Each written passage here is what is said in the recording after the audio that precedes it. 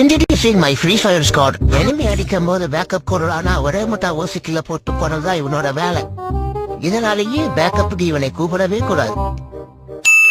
என்னன்னா நாங்க mic on பண்ணி உயிரை கொடுத்து வாழ்வான்னு கத்துனாலும் தவறு கிடைக்கலடா மாப்பிள்ளன்னு ஒரே முட்டா கதையை கொடுப்பான். அது டீமுக்கு ஏதாச்சும் பொண்ணு வந்துச்சுன்னா அப்ப மட்டும் மைக் ஆன் பண்ணி பேசுவா. இதனாலேயே நாங்க இவனை அன்போட பொம்பளை சோக்குன்னு கூப்பிடுவோம்.